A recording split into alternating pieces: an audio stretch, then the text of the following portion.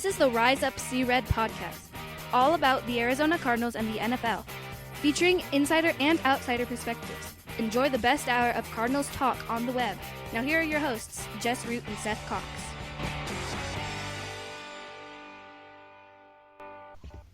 Hello, Arizona Cardinals fans, and welcome to the latest edition of the Rise Up See Red podcast. This is episode 266, the Draft Review Show, as we're talking about the NFL Draft, the 2020 NFL Draft, and the Arizona Cardinals. I'm your host, Jess Root from CardsWire.com, the SB Nation. That's not true. It's the USA Today NFL Wire site covering the Arizona Cardinals. Seth Cox, my co-host, is from RevengeOfTheBirds.com. His site is from SB Nation's site, family of sites covering the Arizona Cardinals as well. And goodness, this show is all about what the Cardinals did in the draft, who are being praised by almost all publications for a fantastic job, from the A+, from my network, Touchdown Wire, to Pro Football Focus, to, the lowest grade getting a B. And even then, it's not so much for what they did as to have questions of how the players are going to be used. Now, we had our mock draft last week. Seth, how'd you do on yours? I know on mine, if you want to go, in some ways it was all right. I hit a lot at the top. I had 8 players that I matched with teams, not picks, but because there didn't end up being as the trades that I predicted. But I had 8 players in my mock draft hit with the teams I predicted, and 24 of the 32 players that I mocked in the first round actually went in the first round. But, for kind of like how I like it, I pegged the Cardinals pick, and it was kind of that scenario that we talked about. I thought they would have a kind of a trade in place, and then they say no because a player like Simmons. And Kai made it sound like they had some trade calls, but when it became evident that a guy it came down, I think, to Simmons and probably Derek Brown, they said, like, no, I'm not trading out of that. How'd yours turn out overall? It wasn't too bad. I had quite a few players in the first round. The struggle became, teams and guys. I traded up with teams and took guys. I traded down with teams and took guys. So I got some guys in the right spots, just in the wrong match with the teams. But, I think it unfolded how we expected. I'm one of the few that nailed the Giants pick of Andrew Thomas. You and I had talked about it. I felt like Gettleman's one of those guys that he truly doesn't let anything out. And so all the talk of Tristan Wirfs just didn't match up with Gettleman's MO. And so to see him, so from that, you just kind of go from there. We almost got Simmons to the Panthers, it sounded like. Depending on how you want to read that tweet, it sure does sound like they thought Simmons was the best player on the board, but maybe not the best player for a young coach and a guy. Has Phil Snow coached in the NFL before? I know he's coached forever, but I don't know. I don't know. So, it sounded like they were a little hesitant for that reason to pull the trigger, and instead you end up getting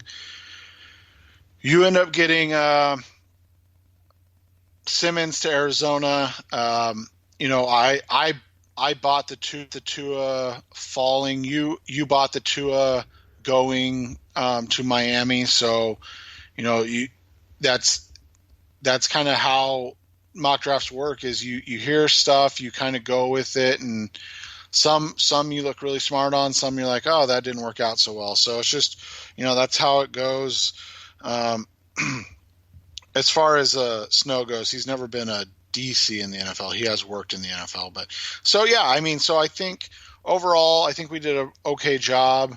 And I think we actually were pretty good with what we were looking for, the entire kind of process and everything. Yeah. And, well, in this show, what we're going to do is that the Cardinals had 6 draft picks. They stood pat. They didn't make any trades up or down. They picked 6 players, and we'll just talk about each individual one. We'll go down the line for each player they picked, and that's kind of how we'll go. We'll react to the pick.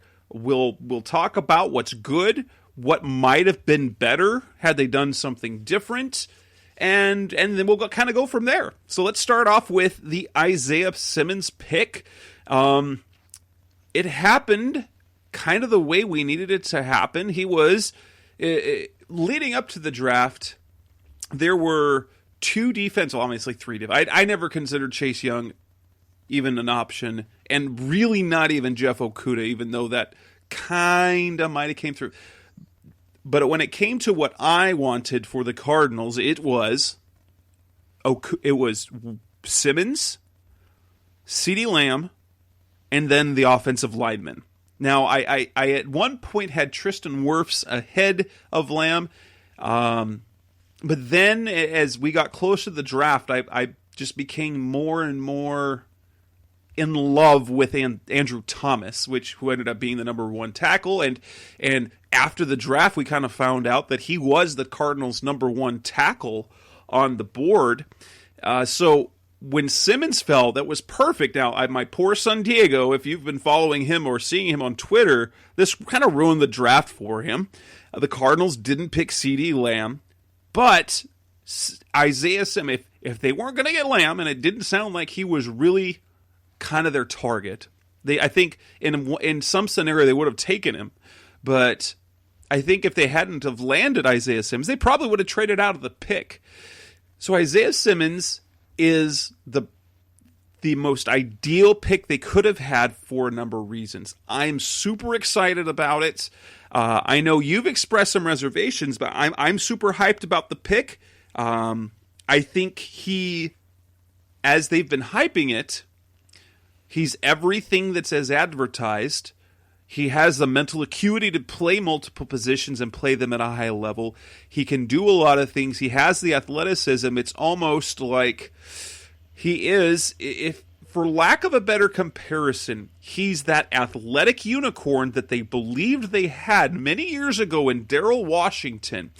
Only he's even, in my opinion, he's a more polished Darrell Washington without the off-the-field concerns, because he had those, obviously, as he burned the Cardinals multiple times. This is even better than Darrell Washington. You have a guy with the same type of, in some ways, some of the same type of measures and athletic ability, but it comes in a much polished package, because the truth is, Simmons knows how to cover. He was a defensive back. He can cover guys well. He has great movement, and so he has coverage instincts and has moved inside and has the instincts to play the other position. I love the pick. I'm in love with the pick. I'm going to trust that the Cardinals are going to use him well. What was your initial reaction, and what's your take of your excitement level for the Cardinals and landing Simmons? My whole thing was as long as they use him right, that's really all that matters. The biggest question of all is, will he be used properly to the best of his abilities, which, he's described. He patterns his game after guys like Derwin James and Ty Matthew, and those are names that you and I have brought up with regards to him. That's not to say that he can't be a guy that plays linebacker, because both those guys actually do play linebacker in very, varying sets. It just becomes a question of how often you're going to line him up at linebacker and let him be kind of that true inside backer, which he can do. But, we've talked about this before. I think if that's what you do with him, if that ends up being who he is as a player, you're going to get 75% of what he could be. And so that's the biggest thing to me, is that when you have a talent that can be used as a multiple, as a true chess piece type, then you use it that way. You don't do what, the Jaguars have done with Miles Jack. You don't do what teams have done with athletic linebackers and then just stick them in a linebacker position and go, why aren't you turning out the way you played in college? It's like, well, did you watch what I did in college, or is this just, so that's my biggest concern or thought behind it. But from a player standpoint, there's not much else you can think of in terms of what the team needed on defense, and a guy who can potentially be a difference maker, and be a guy that plays, maybe halfway through season one, or starting in season two, every snap of the game. And it may be he's utilized like he was at Clemson. So that is one thing I want to talk about, is when it comes to Simmons, I think people look at his versatility and go, wow, this kid is just, phenomenal. And he is 100%. The thing when you look at that, though, is he's a redshirt junior, so he's not even a true junior. So, and there's nothing wrong with that. I just want to make that point clear. So he is a 21, 22-year-old rookie. When you look at him coming to Clemson or coming out of Clemson, you take into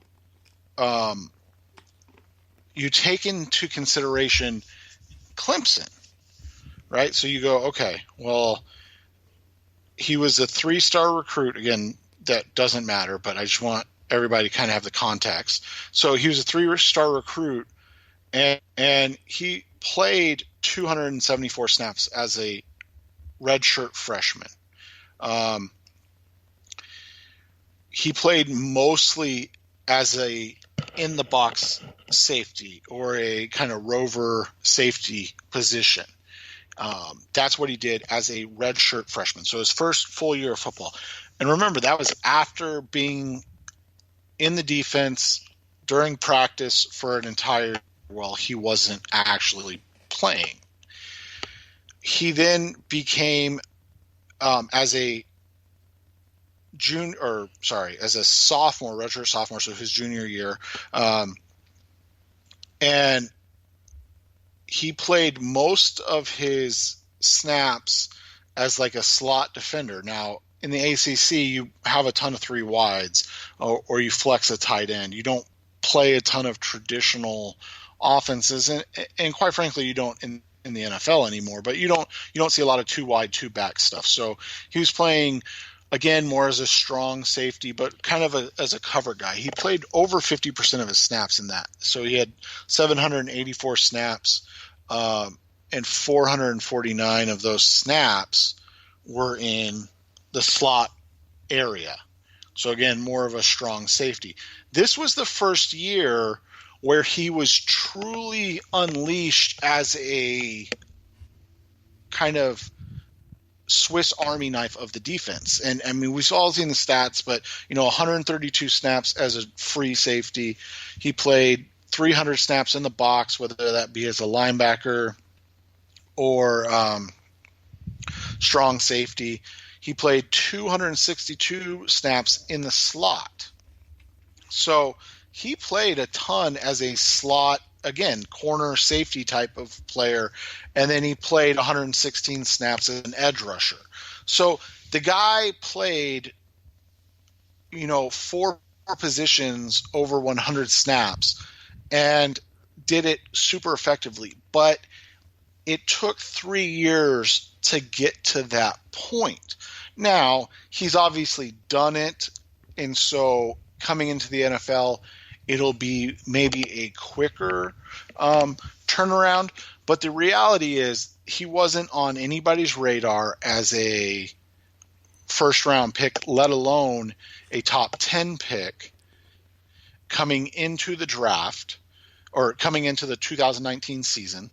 And it wasn't until he was utilized as what everybody is envisioning him now that he became that dynamic playmaker. So when you hear Vance Joseph talk, when you hear Steve Keim talk about him playing that weak inside linebacker position, and that's kind of the role they have picked out, there's two things we have to remember. One, they just paid Devondre Campbell basically $9 million. $6 of that's guaranteed. Like, that's not money going anywhere.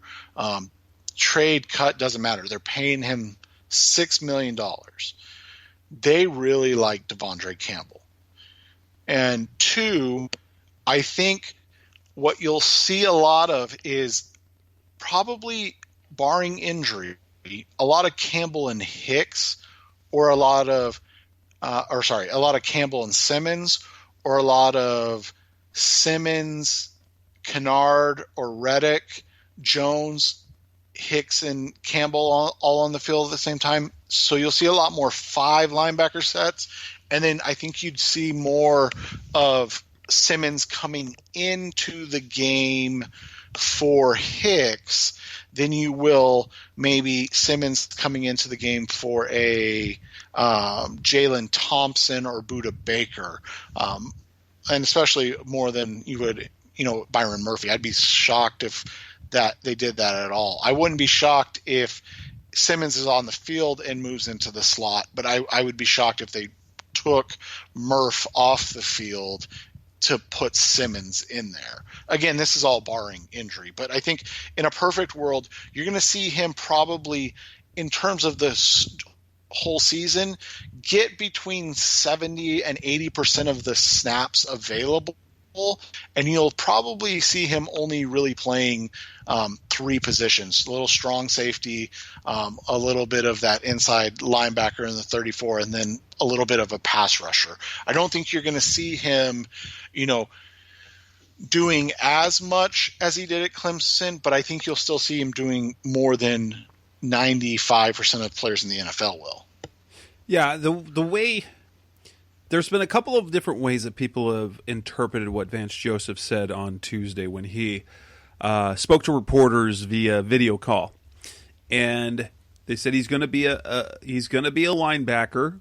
Now, I want to clarify in dime. So he begins his role as a sub-package linebacker, which let's be honest, that's perfect for his skill set right now.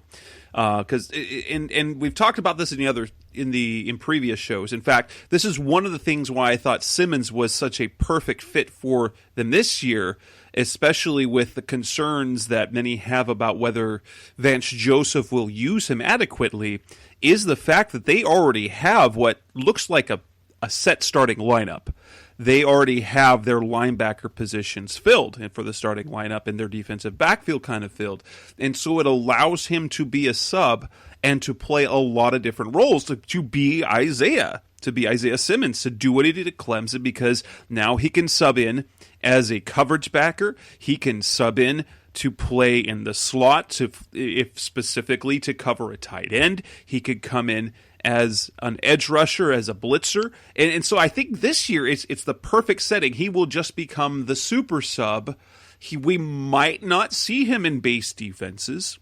Then that's fine. And then and that'll be, honestly, that would be okay. There would be nothing wrong with that because Hicks is great in base against the run. And Campbell, even though, that he's a production guy in the run game too. Well, and I think the other thing is, and we have to reiterate this because it's just not normal, there's not going to be a lot of on-field off-season work. They're going to miss at least all of rookie minicamp. And you might say, well, that's just 2 weeks, but that's a lot of work.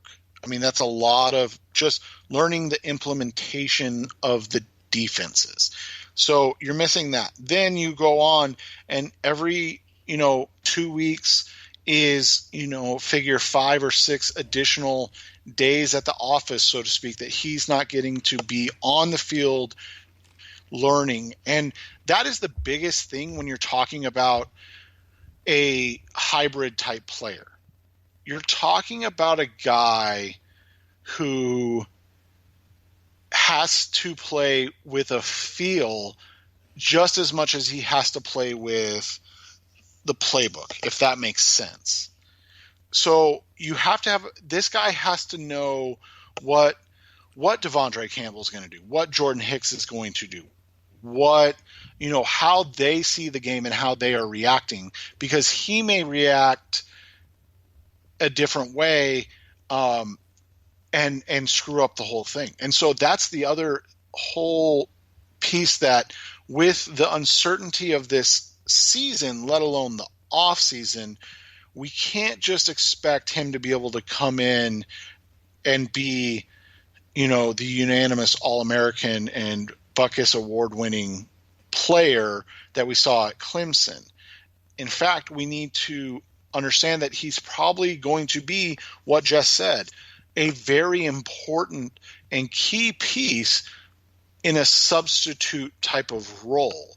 I wrote about it with our friends, SB Nation's Clemson site, Shaking the Southland, and they asked me just that. Do you see him as a day one starter? And I just said no. I mean, unless there's an injury, they have three guys in Hicks, Buddha, and Jalen, three positions that Isaiah Simmons plays, that know the defense. So he's not going to be ahead of them mentally. And then you have Devondre and Devin Kennard as the other two guys in the same position he plays. Well, you're not going to waste $13 million and 10 years of NFL experience for a rookie that really hasn't played the position, either of those positions, in a full-time role. So, you can be excited about what Isaiah Simmons is going to be, but I think understanding what he likely will be as a rookie is the kind of most important thing overall, because it's not that he's going to be bad, or it's not that he's punished and sitting the bench. It's that he's going to have to learn the plays or the defensive schemes, but also how to react with his new brothers on the field and understand, hey, this is how this guy thinks. Hey, this is what this guy sees. I need to do it this way. I mean, you can't replace those things no matter how much mental rep you do. You cannot replace those physical, just getting in sync with guys on the field. And if that's not happening until training camp, then a guy like Simmons is going to be even, and not just Simmons, but all these guys are going to be even further behind, outside of maybe like a Lecky Fotu or Rashard Lawrence that we'll talk about later, where it's like, hey, just fill this gap. Like, all we need you to do is go forward here. Don't worry about anything else. And so that is, I think, the biggest word of caution right now is, don't put your expectations that he's going to be all pro, 2015 he's not all going to be pro. Derwin James as a rookie, simply because he's not going to get the same amount of playing time unless he's amazing. Well, and he won't get the same offseason, and he's not going to be 2015 Tyrann Mathieu, because he's not going to have 2 years in the system before he, that's the thing, is in 2 years he could absolutely be 100% the same type of player as Derwin James or Tyrann Mathieu. But let's give the kid a chance to come in and take his lumps in a system, learn things, and learn about the NFL before we go, oh yeah, this guy is, this guy. I mean, I won't say anything negative, but when I heard somebody talk about, could he be the next Brian Urlacher? People, I mean, I talk about this all the time, but that stuff makes me shudder, because I mean, you're talking about one of the 15 best players in the early 2000s, the first decade of the 2000s. One of the best linebackers we've seen in our lifetime. Right, and so that's just unfair expectations to put on a guy. And Jess and I are cautious about saying, hey, he could be Derwin James, because as Jess said, Derwin James was an all-pro as a rookie. So, like, that's that's how good we think he can be. But, let's let him get there before we're like, oh yeah, this is the next Lawrence Taylor. He's going to, because I heard somebody say, could he be Lawrence Taylor? Let's just let him be Isaiah Simmons before we start talking about he could change the way defense is played in the NFL. Let's think one possible scenario. So, would you rather have taken Isaiah Simmons at 7, at 8, or trade back, which I'm sure that there was the possibility to trade back with the Falcons, and then at pick number 16, land CeeDee Lamb, who ended up going number 17 to the Dallas Cowboys. They would have missed out on the offensive lineman. They would have missed out on Simmons. But would you rather have Simmons, no second-round pick, and Josh Jones in the third? Or would you have rather, or do you think it would have been more impactful to have traded back, gotten CeeDee Lamb, impact receiver, have a second-round pick and a third-round pick instead? That would be the only other potential, for me, potential equal. Now, I was thinking getting Josh Jones in the third still and picking up someone else in the second, but you astutely noted before the show with me, had that been the case, they probably would have selected Jones in the second based on how they had their board stacked, and then would have gotten a third-round talent that way. So, putting it that way, I think I prefer the Simmons, although the allure of having a CeeDee Lamb on the team still is super, super, super attractive to me. Well, and I think it was telling, too, because I think the idea of CeeDee Lamb was there simply because that was probably the only wide receiver they were thinking about taking. Because they had ample chances, especially in the fourth round, where you took 2 down defensive linemen. Obviously, they play different positions, but you took 2 defensive linemen. So they had ample chances to address the wide receiver position. And I do wonder, again, how much not having this offseason made them go, nope, not this year. Like, it's not worth it. We're not going to worry about it. Like, if we don't take CeeDee, we're done.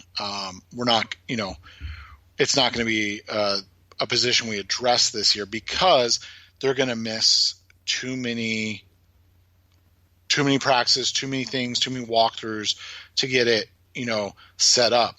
I think having Lamb would have been great, but you and I talked about this a little before the show. I don't think it changes their second round pick. So you add it, and again, there's nothing wrong with this, but I think you add it and they're going to take Josh Jones at, say, 47 or whatever the Falcons picked instead of 72.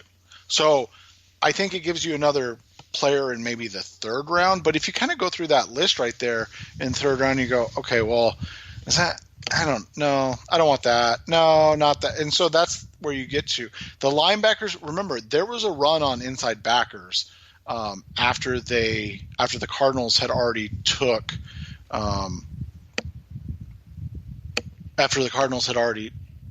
Isaiah Simmons. So there was no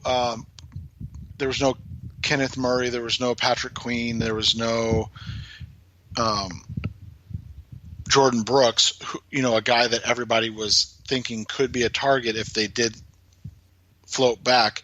And then you go back into the second round. There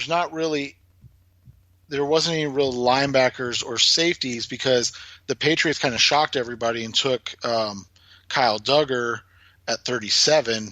And so now all of a sudden you're going, okay, well, I don't know if there's, and Grant Delpit, who's another guy, and Antoine Winfield both went. So if you take that, just that 47th pick, I just don't know if there's a guy that, maybe Willie Gay or Jeremy Chin, but I don't know if there's a guy I'd want over the combo of Simmons and Jones. And that's valid. That's valid, absolutely. Coming up next on the Rise of C-Red podcast, the best hour of Cardinals talk on the web, we move on to their third-round pick, Josh Jones, offensive tackle out of Houston. That's coming up next on Rise of C-Red. We're back on the Rise Up C-Red podcast, the best hour of Cardinals talk on the web.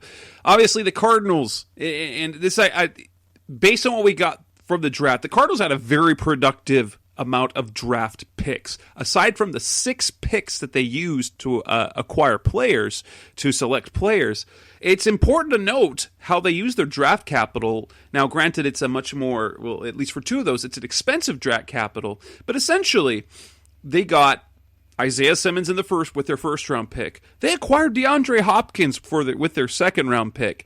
They didn't have a 5th-round pick in the draft, but they used 2 5th-round picks to acquire players. One, to acquire Kenyon Drake in the trade last year, which they've re-signed this year. So basically, it looks like for that 5th-round pick, you got a season and a half at least of Kenyon Drake. And then with the other one, their original 5th-round pick, they used that in the supplemental draft last year to land Jalen Thompson. And so technically with a 2nd round and 2 5th-round picks, they have already used those picks on starters. We're not going to talk about this, so it was a productive draft aside from that. But in the 3rd round, and I remember this, is as the draft is coming down, the Cardinals didn't have a pick in the 2nd round, so we're waiting. 39 picks before the Cardinals make their selection. And then they end up with Josh Jones, a guy that I think we both had going in the 1st round of the draft, a guy that the Cardinals ranked in their top 30, so clearly a 1st round-ish talent that they had on their board, and he falls all the way to pick number 72 for whatever reason. They land him, and it at this point, it feels like the draft could not have gone any better. They got the top defensive player that you could have gotten, the best fit for everything that they have problems with, and now you land a starter caliber tackle in Josh Jones, who might not be the starter this year, probably won't be the starter this year, but could be a starter either at right or left tackle moving forward, and as if you have said, was your favorite tackle in this draft, that they did it in the 3rd round. I couldn't believe it. Could you believe that it happened? No, I can't. And it's one of those things where you sat there and you go, what did I miss? And not, the sense that, I'm always right or I'm hardly right or anything of that nature. But usually you look at things and you go, okay, I'm missing something. Because why is this guy who's great, has a chance to be great, why is he falling? Like, it just doesn't make sense. And I talked to some people that I trust and ask them, is there an injury I'm missing? Like, what's something, am I missing something on this kid that I just, overlooked in a report, things of that nature. And everybody's like, no, we don't get it either. Like, it doesn't make any sense why he's falling this far. So that makes you feel better because you're like, okay, definitely could be missing something still, but it's not like an obvious thing like, oh yeah, he was arrested 3 times, or something like that. The only thing that comes up is maybe it's because he only played 9 games in 2019. But this is not to be kept now. This is not the fall of Dorian Johnson to the 4th round, who had athletic red flags and then a major medical red flag. This is a guy that, heavens, this looks like it just felt like, if we're going to quote Dennis Green for Matt Leinart, a gift from heaven is kind of what this was. Well, and it's ironic, for me at least, because the guy that I've been comparing him to this entire time fell to the 3rd round, actually went pick 75, so 3 picks later, and that's Teron Armstead, and it's a similar kind of background. You're talking about a guy who played, now Armstead played at a small school. He didn't play at Houston, he played at a small school.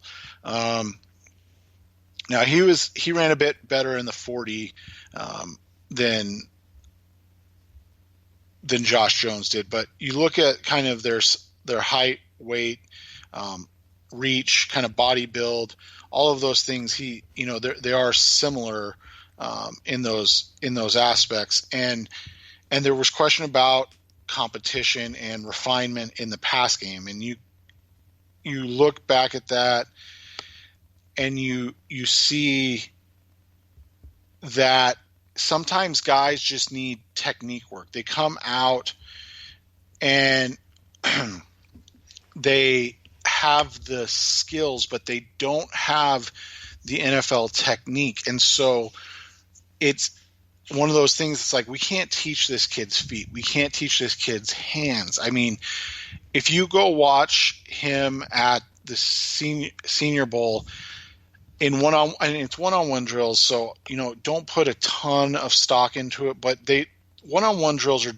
typically in place for the defensive players, because you don't have the ability to know, kind of what your slide protection is. If you're having help, you don't know where the route's going, if it's quick, all of those things. So it's just one of those situations where he was burying guys. I mean, he wasn't just blocking them. He was getting into them and then burying them on the ground. And so you go kind of watch the film, you see the same thing. Go watch his game against Oklahoma, and that's kind of what solidified it for me, is that it wasn't just that he was good. It was like he was the best player on the field when Houston was on offense. And so you're talking about Kenneth Murray, you're talking about Neville Gallimore.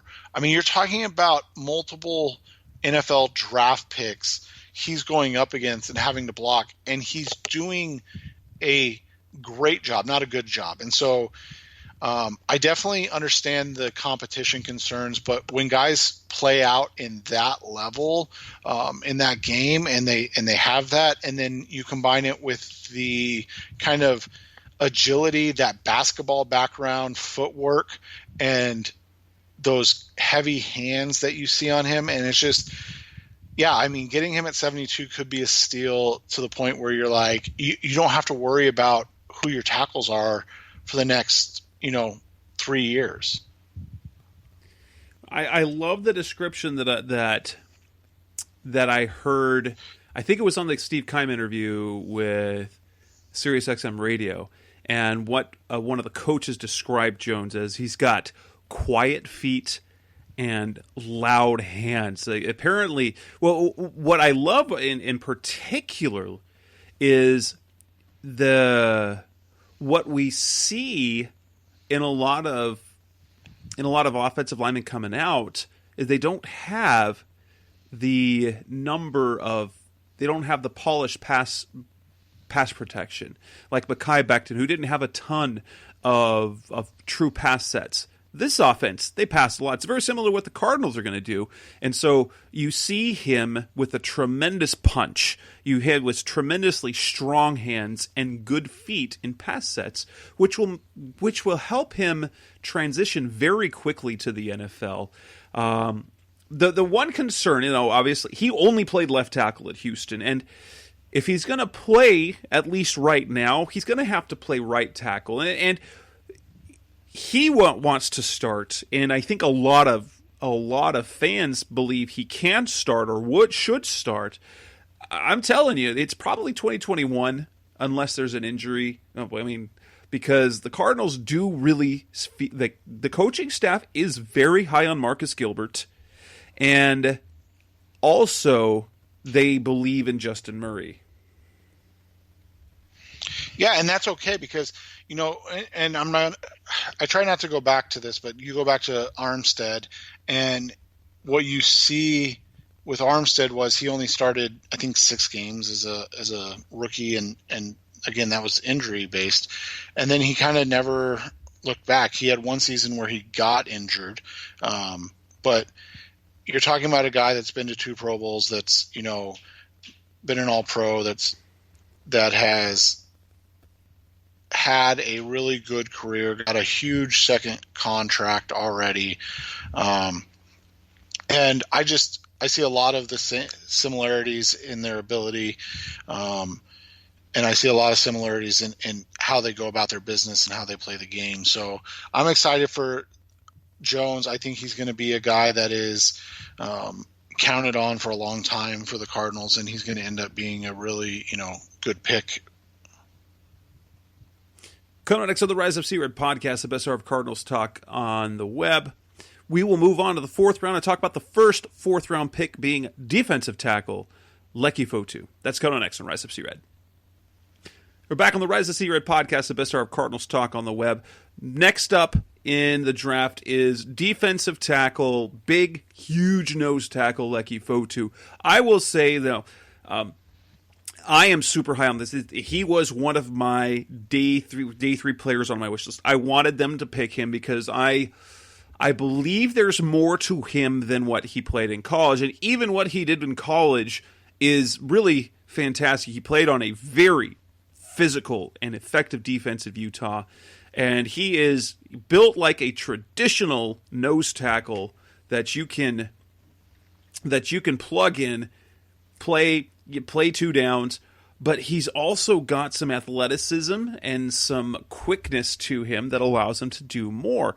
And as we talked about leading up to the draft, the potential of them drafting a Derek Brown in the first round with the 8th overall pick, and kind of what he profiles out to potentially be in the NFL. Here I've been thinking, why draft Derek Brown in the first round? If you like Derek Brown in the first round, then Leki Fotu in the third round would be an absolute steal. And for me, the fact they got him in the fourth round, that's even more of a steal. I'm not expecting him to be a star, but I do really, really like the player. I like the fit, and I like the potential. Yeah, and Fotu's a guy that you need on your defense. He's a guy that gives you kind of an anchor nose tackle in the middle of a defense. He's a guy that can two gap, which is so important in the 34 because that's the main thing that keeps linebackers clean to run and chase. And if you're going to talk about a guy like Devondre Campbell, his best attribute is his ability to run and chase. And so getting a guy like Fotu can just enhance a guy like Campbell's ability and make him an even better player. Obviously it'll do that for a guy like Jordan Hicks too, but Hicks is more of a traditional, understands angles type of linebacker. And he had a nice year without the help of a giant up front. So it could just make Hicks' game even better. He's not a guy that's going to rush the passer. It's not a guy that you're going to ask to rush the passer, but he's a guy that's going to get 2 sacks a season. He's a guy that's going to, play 40 to 50% of the snaps, and he's a guy that's going to give you 100% every one of those 40 to 50 snaps. I really like the high-end comp for him as an Ashawn Robinson type player. We've seen, those guys get drafted much earlier than what the Cardinals drafted Fotu, as Jess alluded to. I mean, when you're saying, hey, I'll take this guy here, and then you're like, oh, yeah, I'd definitely take him here then. It makes it a lot easier. He's not, like I said, he's not going to be the type of guy that plays every down. He's probably not going to play a ton. But if he's a guy that plays, 40 to 50 snaps a game as a rookie, and then maybe gets up to 50 to 60 snaps a game throughout his career, and if he maxes out at 55% of the snaps, that's really good because, one, that means the Cardinals are doing enough to keep teams honest, and 2, he's improving enough to stay on the field for a longer time. So when you look at it, you've got a high-end comparison to, like I said, like a Ashawn Robinson type of guy. if he doesn't work out, it'll be simple things like he just wasn't able, despite him being incredibly strong, he wasn't able to be that, anchor of the defense that they needed him to be. I don't think that'll be a problem. Utah's defense was for me, for him to be a success. The truth is, all he needs to do to be a great pick in the 4th round, finish his contract. If he plays out the 4 years of his contract and then moves on somewhere else, they have hit on that pick. He doesn't have to be a star. Now, Steve Keim used Vita Vea as the guy that they see a little bit in. Now, Vita Vea was a top 15 pick in the draft by Tampa Bay 2 years ago. He's been fairly productive, but he's been fairly productive. He's given a little bit of upside in terms of sacks. He's got 5 sacks a couple of years, 16 QB hits. Fotu doesn't have to be that. There is the potential, and I believe that, and just like he believes and Keim believes, there's a little bit of untapped potential there because of what he was asked to do. Because of his size and girth and strength, all they needed him to do at Utah is to do what he did, is to one gap and just occupy blockers and keep linebackers clean. The Cardinals can do that, and that'd be a great thing. In fact, if he can be good enough as a nose tackle to start as a rookie, and I think there's a possibility of that, where you push Corey Peters off to one of the other quote-unquote, end positions, and you have this defensive line of Jordan Phillips and Leki Fotu next to one another in base sets, with Corey Peters, who is a very skilled player. That is one hulking defensive line right there up front, that you're going to have the interior right with the center and the left guard dealing with 670 pounds of strength and quickness, which is really appealing.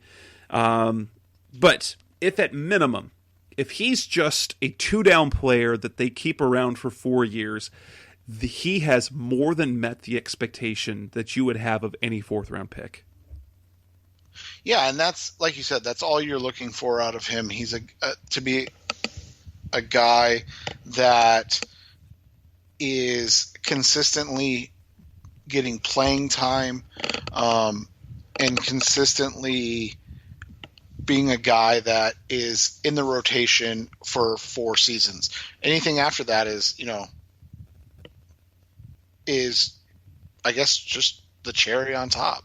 Right. I mean, what they got out of Rodney Gunter, you can't, like, they even brought him back for an extra year. Well, you got 5 years for Rodney Gunter. You have to be pleased with that draft pick that they made in the 4th round. He was a success. He wasn't a star. He had a pretty solid 2018, and he turned that into a nice 3-year deal in Jacksonville. Congrats to him. Congrats to the Cardinals on picking a player like Gunter out of Delaware State that no one had heard of. I remember when they drafted him. We're like, who? We had no information on him. And so that's the now. Fotu's, it comes from a big school, a big program. I love it. I love it. So he's one that, so when you go with the first 3 picks that the Cardinals made, based on what I was hoping to get out of the draft, those 3 players, Simmons, Jones, and Fotu, I was overjoyed with those picks. After that, it didn't really matter almost what they did, because day 3 picks are like, it doesn't really matter what you do with them. You hope they do something. And there's still more to that. So coming up next on the Rise of C-Red podcast, the best hour of Cardinals talk on the web, we're going to talk about their next 4th-round pick, another defensive lineman, Rashard Lawrence from the LSU. That's coming up next on Rise of C-Red.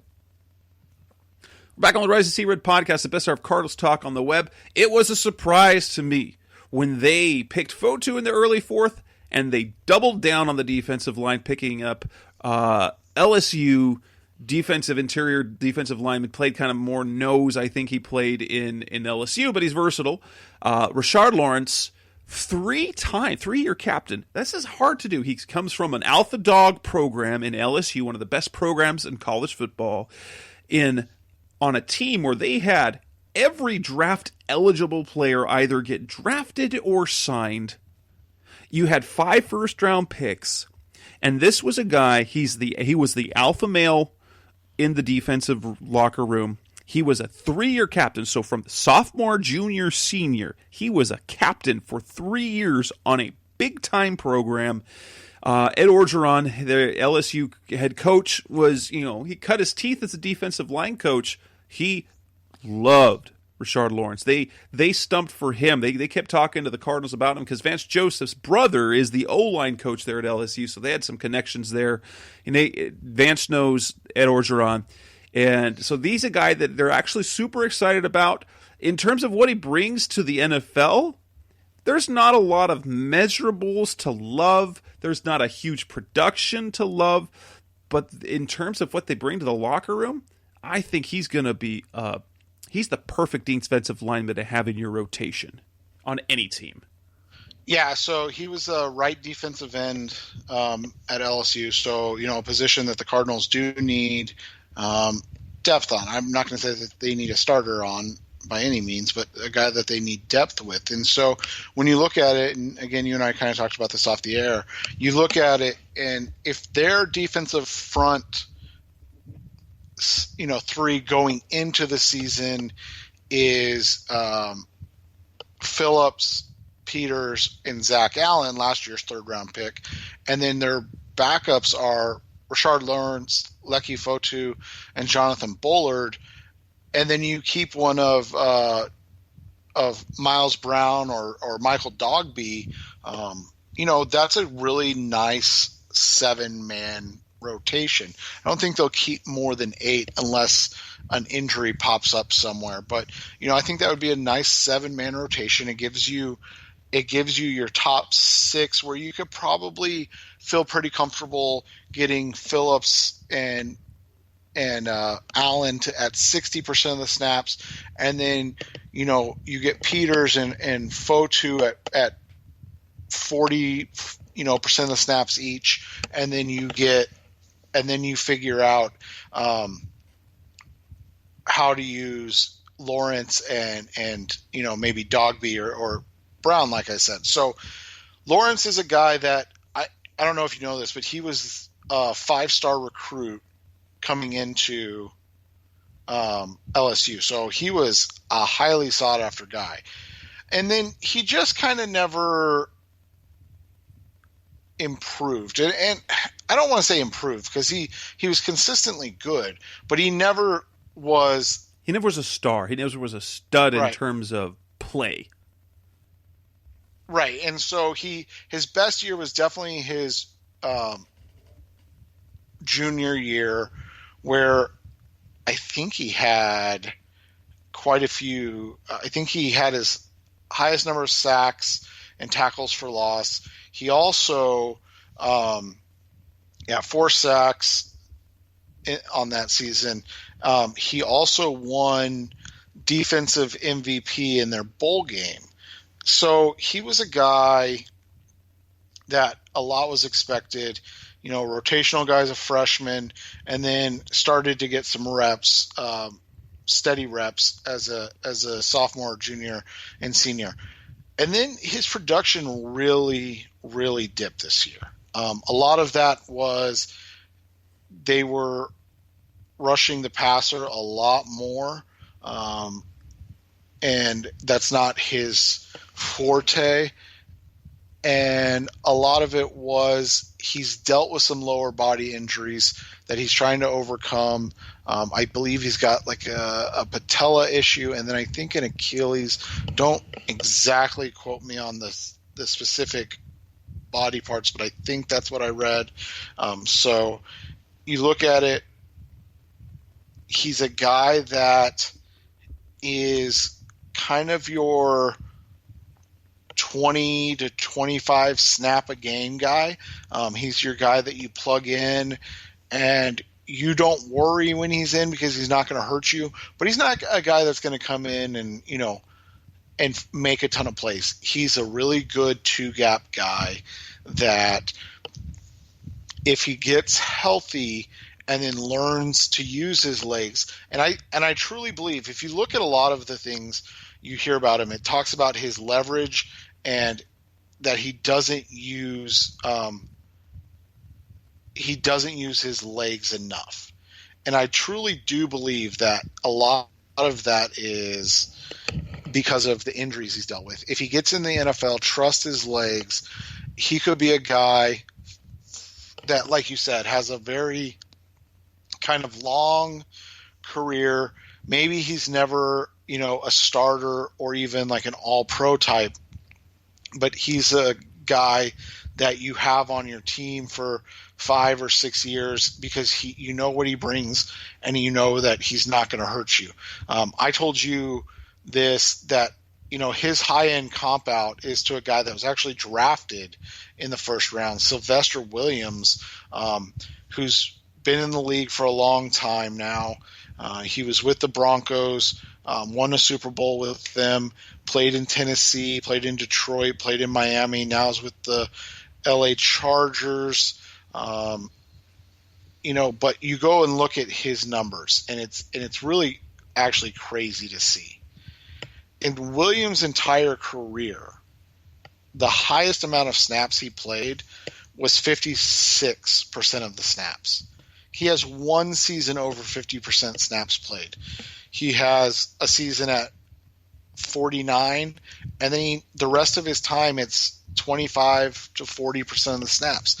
So that's what I see of Lawrence kind of being his high-end potential. And that's not a shot. That's a really important cog in the NFL defensive line.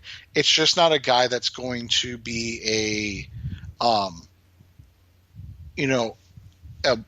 a wrecker or a guy that's going to be the type of, hey, we're going to let you play 70 snaps a game. That's just not who he is. And that's okay, because if he gives you those, 20 to 25 snaps a game, I think this is going to be a really good pick for the team.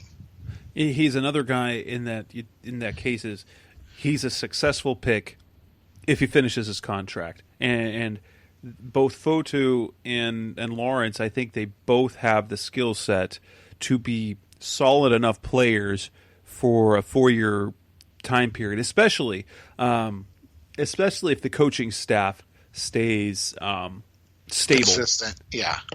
If they play out their contract, I think you go and say, yeah, those picks were good picks. Coming next on the Rise of Sea Red podcast, the best of Cardinals talk on the web, we move on to the 6th round where they pick up an intense linebacker, Evan Weaver out of Cal. That's coming up next on Rise of Sea Red.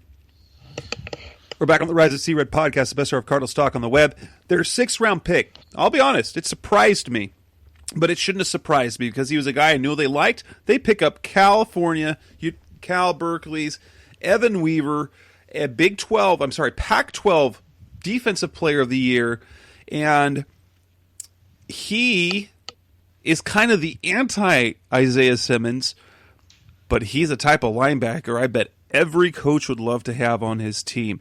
He's more athletic than you'd think if you look at him, and my goodness, does he like to hit people, and my goodness, he has a lot of production. Yeah, and he's a guy that you just look at the numbers and you're like, holy cow, those are insane. And I'm one of those guys that I like to use more than just the eye test. I think the eye test is very important when you watch players, but I like to say, hey, let's look at their metrics. What did they do testing wise? Because there was a comp being thrown around for Weaver throughout the process that I just didn't get, and that was Scooby Wright out of U of A. Scooby was a ultra productive 1-year wonder at U of A. He was, a freshman. He had 83 tackles, which is really good, and 9 tackles for loss.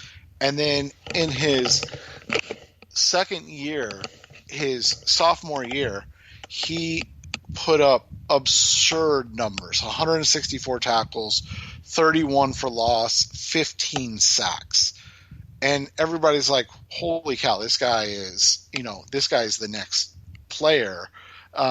He finished 9th in the 2014 Heisman voting, which is just insanity. And so then he had dealt with injuries, ineffectiveness as a junior, came out, drafted in the 7th round. We all know the story. Weaver, he never totaled those sack numbers and tackle for loss numbers, which, by the way, are completely fake. But he never totaled those. But what he did do was he got better every single year. His junior year, he put up 155 tackles, 8.5 for loss, 4.5 sacks, had 2 interceptions. And then in his senior year, he had 181 tackles, 11.5 for loss, 2.5 sacks, and forced 2 fumbles. He became kind of this yeoman defensive player at Cal and became a guy that was so dynamic that he won like you said, the Pac-12 Defensive Player of the Year. And you look at his testing numbers, and the one kind of thing about Scooby was his testing numbers were awful. And I mean that in the most sincere way possible. They were awful. The only thing Scooby did around average was bench press at 22 reps. And that was still slightly below at 49th percentile. So, we'll give him average. And so you look at those numbers. Scooby was a slug running. He was awful in his 20-yard shuttle. And then you look at Evan Weaver's numbers. About the same weight. Scooby was about 6 pounds heavier, but Evan tested better. He was above average, slightly above average in the broad jump. He was good in the 3-cone, and he was really good in the 20-yard shuttle. So you're talking about a guy that plays inside linebacker and is really good in the short area when it comes to quickness, reacting, and tracking and making plays. He's not a guy that is going to be, Brian Urlacher. He's not going to be, any of those great linebackers. But what he is going to potentially become is a guy like Nick Kwiatkowski, who just signed a big deal with the Las Vegas Raiders and played with the Chicago Bears for 4 years. Kwiatkowski was a special teams guy early in his career, and then as he got better and he became more reliable on defense, he became a guy that was playing a lot of defensive snaps.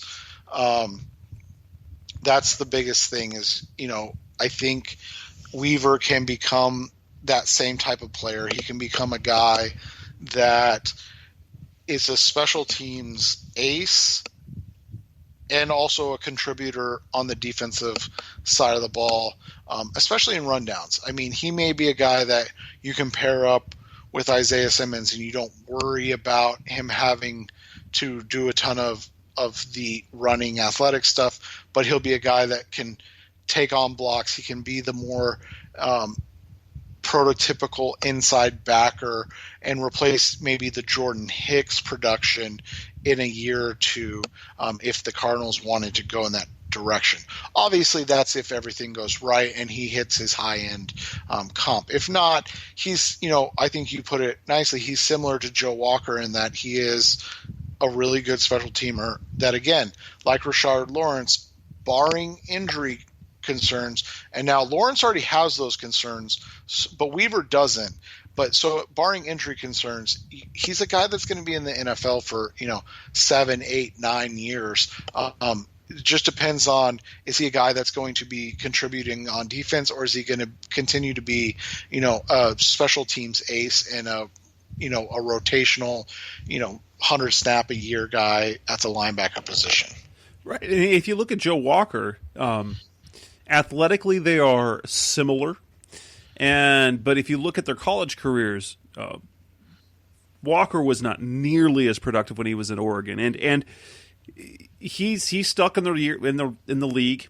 The Cardinals obviously had him in the starting lineup, and he did a job. He wasn't bad, but he's the type of player you can stick in the starting lineup and get production. He's not going to be ideal. So I think as a low end, I think Weaver's going to be at least what Joe Walker is in his career, with the potential to be a solid starter with some athletic limitations. Obviously, not every linebacker is going to be Isaiah Simmons. Isaiah Simmons is a unicorn. Let's make that very clear. He's a unicorn in terms of his skill set. Right. Evan Weaver is like a lot of linebackers, and his ability to diagnose plays and close quickly and be incredibly physical. And in terms of mentality, this guy is never turned off. He is always football on. The switch is always on. Like, Keim even used the quote that Bruce Arians would use. He'd rather tell him whoa than sick him.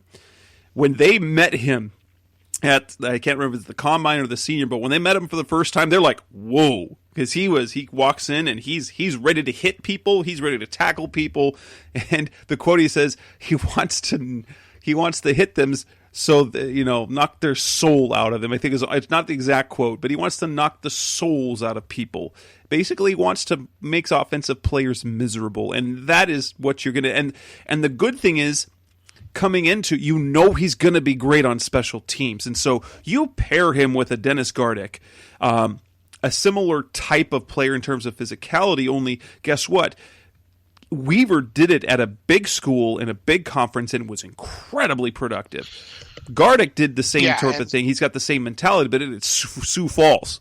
And he's a great special teamer. And so you're going to have two guys incredibly competitive. They are going to be beasts together on special teams. And you have high-end starter potential in Weaver. There's nothing to dislike about that pick unless you say, hey, they should have gone with a different position. In terms of talent, I love it. Yeah, and there's really not much you can complain about. I think you hit it on the head. He's a guy that, when you talk about safe picks, a guy playing out his 4 years, he's the type of guy you're talking about. Come next to our Rise Up Sea Red podcast, the best of Cardinals talk of the way. We will wrap up this edition of the show talking about the final draft pick, Eno Benjamin. It's coming up next on Rise Up Sea Red. We're back on the Rise of Sea Red podcast, the best of Cardinals talk on the web. 7th round rolls around, and honestly, I could not believe it. One of my favorite players. I'm an Arizona State fan, unabashedly. I graduated twice from there, got my bachelor's and my master's from there. I've been a season ticket holder since 2007. I've gone to almost every single home game in the last 13 years. And Eno Benjamin is one of my favorite players. Now, he kept falling in the draft, and we were hoping maybe they should pick him up in the 6th round, and they didn't. I didn't think the Cardinals would then pick him in the 7th round because they didn't pick him in the 6th round. I thought they would go with a defensive back with special team, an athletic DB with special teams implications, but instead they land Benjamin, a player you will love to watch. I was thrilled with the pick, and what's nice about it is that he does have a skill set that you will like to see in this offense, because in terms of running back skills, he can do it all. He can move the pile. He has very good explosiveness. His decision making, if you watch some of the tape, it's not the best. Like, sometimes he gets a little stutter step instead of getting the foot down on the grass and cutting and going. But he's got a great spin move. He always seems to move forward. He can catch the ball. He's very good at that. And he's a very willing and able blocker. So there's really no holes to his game at all. And so you get that in the 7th round, a guy who was a workhorse in college. And aside from being a Sun Devil fan, I love the pick. But I think it's a good fit, especially since the Cardinals wanted to add a 3rd running back. And say what you will about DJ Foster, the Cardinals, both Cliff Kingsbury and Steve Keim, anytime they talk about the running backs, they never mention DJ Foster. So just understand, DJ Foster, nice player, local kid, ASU guy. He's a special teams player, and they only see him as such. Steve Keim believes that with Eno Benjamin, they have their 3rd running back that they can use in the offense if they need, kind of like the situation when they're in last year, towards the end of the year, where they had David Johnson, Kenyon Drake, and Chase Edmonds. They liked it that way, and Eno gives them that flexibility to be able to do lots of different things on offense with him. Yeah, and he's a guy that, there are limitations to his game, and that's okay. I mean, he's smaller at 5'9", 207, but he's well put together. Like you said, explosiveness is the name of his game. He's not a burner by any means. He's not a grinder by any means, but he's a guy that understands how to work in the running game. He's a guy that understands where he needs to go to get his yards. He can kind of think his ability sometime and try to make plays that aren't there. But when you're a system running back, I think that's the biggest thing that you have to understand is there are times when 2 yards are better than -3 yards. And that might sound stupid, but too many guys, and I'm not just talking about Eno, but too many guys go, oh, well, I can definitely beat all these guys to the outside. And then you're like, oh, wait, I'm playing against, guys with similar athletic traits to me. That's why, we were talking about Evan Weaver, and I told you this off the air. Evan Weaver had a better shuttle time than Eno. So if Eno has to stop and start, guess who's just as athletic? Evan Weaver. You know what I'm saying? So that's how that works. And so that's going to be Eno's biggest thing is learning to take what is there for you and understand that getting 4 yards on a play that's blocked for 2 is really good. Getting 10 yards on a play that's blocked that should be a touchdown is not good. And that's what you have to be as a runner. You have to see the lanes. You have to have the vision. Eno has that. He just doesn't have any elite traits that say, hey, I'm going to take this guy over another running back. And so that's where the problem comes in for Eno versus other guys is that, like I said, at 5'9", 207, that's an undersized back. I truly do believe that weight actually hurt him because I think he would have probably tested even better in his 3-cone and short shuttle and his 40 if he wasn't carrying that 207 weight there. The other thing is he's dealt with some fumble issues and he's got tiny, tiny hands. So those are the big concerns with Eno. But, and I've said this, I think he really compares nicely to a guy like Duke Johnson, who's with the Houston Texans, who's been in the league for, I think, 6 years now, has been incredibly productive. I was writing about it because I wrote up, a scouting report on all these guys. And, when I talked about Duke Johnson, some people take offense to that and they go, oh man, Eno's going to be better than that. Look at him, blah, blah, blah. And I'm like, Duke Johnson averages 6.5 yards per touch. He gets 55 yards per game as a guy that only gets 9 touches a game.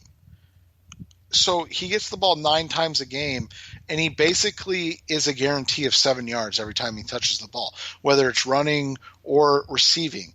That's a big, deal. And that is a player that is not only going to make a roster, but stay on rosters for a long time because, they're called third down backs, but what they are guys that have a talent that and a knack for creating plays. They're not going to be a bell cow, and that's going to be okay because not everybody can be a bell cow. And if he is a bell cow, that means, he was one of the guys that was overlooked because of his physical limitations. And that happens all the time. And that's not a bad thing. So this team, I think in general, had a really nice draft because they were able to get a number of pieces that they needed, one, and then they were able to get a number of pieces, two, that fit how the team wants to work, whether it's the defensive line rotation and getting a guy like Rashard Lawrence, who maybe isn't great in terms of name or in terms of, skill set that he provides, but he'll fit into the system as a rotational guy and give you those 20 to 25 snaps. Eno's the same thing. And I think your point about his pass blocking ability is kind of understated, especially for a third down back, because if you're a third down back, your only job isn't just to go out there and get the ball when you're in there. You have to be able to chip. You have to be able to pick up blitzers. Eno's an incredibly smart kid. He graduated in 3 years from ASU. My mother-in-law is an employee at ASU and wanted to remind me that he didn't just graduate in independent studies or whatever most athletes kinesiology or yeah, he was a guy that actually has a serious major. And I believe he has a minor in something as well. And he graduated in 3 years. He's an incredibly intelligent kid. He's, like you said, he's going to endear himself to the team. And I think he can become an effective third down back that gets, that is able to play, 25 to 30 snaps a game and get, on a third of those snaps, get touches and be incredibly productive. I'm not going to say he's going to be a 7-yard per touch guy. That's unfair, but that's the type of ability he has. And if he's able to get there, then the Cardinals, like you said, in the 7th round, and now obviously this is all looking at everything Pollyanna, rose-colored glasses, but we're Cardinals fans. And, especially right now after the draft, that's the way you want to look at things. And so if you're able to get, a guy, your first 2 picks, you're able to get 2 perennial Pro Bowl type players. Lucky Fotu becomes that Ashawn Robinson kind of anchor in the middle of the defense. If Rashard Lawrence can be a Sylvester Williams, if Evan Weaver can be a Nick Kwiatkowski, and if, Eno can be a Duke Johnson, that's a great draft. And we know that's not going to happen. I mean, all 6 of these guys are not going to reach their potential high end. It's the NFL. That happens. You end up being the Seattle Seahawks and Russell Wilson, Richard Sherman, or was it Russell Wilson, Bobby Wagner draft. And that's, those are franchise changing. And maybe this will be a franchise changing draft. And we'll look on this back in 5 years and you'll say, see, Seth, you're wrong. All 6 of them did reach their high end potential, but those are the types of players they drafted, and that is what their high end potential could be. And I think that has to be exciting for fans to see something where all of these guys actually do have, not just like special teams upside or this or that, but they have productive contributing upside to their game. That's the one thing, at least the one thing with Eno that I hope and I don't doubt that he will do it. I mean, DJ Foster became that in the league. DJ Foster was not a special teams ace in college. He did things the return game. He was very versatile. Eno will have to find his niche on special teams as well, but I think he's got the mentality to do it. Now, the Cardinals also announced 21 undrafted rookie free agent additions to the team. We're not going to go through all the names, but there are 3 names that Cardinals fans should probably know about based on what Steve Keim said. He brought up 2 names, and then there's a name that Seth said that he's been told about. So here are the 3 names to know. There is one, the receiver out of Hawaii, JoJo Ward. He's got a little Damiere Byrd to him. He didn't have the blazing speed that Damiere had, but he's smaller. He put up big plays, and Steve Keim mentioned him as a guy that you like what he has in the vertical game. Seth will talk a little bit more, but then the second guy is the Air Force cornerback, Zane Lewis. He's the guy that they paid the most of their bonus money that they're allotted. I think they're allotted, I don't know what the exact number is now. It was like $96,000. They were allowed to pay their undrafted rookies in signing bonus. And I believe they paid him $20,000 of that. He's a guy that they like. He's got some size. So he's also the other one that Keim mentioned in an interview on the radio recently. So JoJo Ward, Zane Lewis, and who's the other guy? Seth, you can kind of talk about the 2 players a little bit more. Yeah, Bajor Wilson out of Liberty is the last guy that a couple of people have reached out to me about that they really liked coming out of Liberty. So again, Liberty University, or is it University of Liberty? I'm not sure. But so we'll start with Bajor because he's not the one that Steve mentioned, so he's one that was passed along to me. Dude is tiny, not tiny, but lean, 5'10", 170. So but he's super aggressive, and I talked about it. He's a 4-4 guy. He plays with physicality. He plays with a chip on his shoulder. He plays with this attitude and almost arrogance that you need as a cornerback. He is really fun to watch. A guy that just is not afraid to stick his nose in and go after people. Bajor Wilson, interesting name to remember. Cornerback. The Cardinals did not address the cornerback position in free agency or in the draft. So, there will be at least one move made, you would expect, this offseason. And so, just remember Bajor. JoJo Ward, you talked about Demir Bird. He doesn't have the 4.2 speed, but he is a low 4.4 guy. I believe he is 5'9" and 170 pounds is what they have him listed at. I just want to double check, make sure I'm not. No, 5'9", 175, sorry. I sold him short 5 pounds. So 5'9", 175. Ultra productive, big play guy out of Hawaii. Now, one thing that is always important when you talk about Hawaii is you take all of their statistics with a grain of salt, because they throw the ball a lot. I mean, they make Cliff Kingsbury at Texas Tech look run heavy. So they like to throw the ball. But the way they used JoJo was on the outside as kind of the deep threat guy. He's got a very smooth stride about him. If you watch him run, it's not that he looks slow. It just doesn't look like he's exerting any energy to get up to top speed. So it's an easy 4-4. He's a guy that ran past defensive backs with ease and made plays.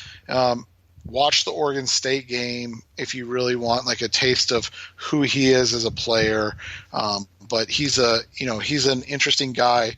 I think he's got an interesting chance to play or to make the roster.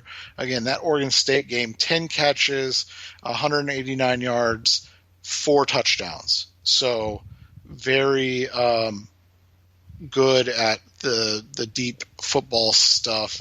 And then the Air Force kid, Zane Lewis, interesting kid because a lot bigger than most cornerback prospects.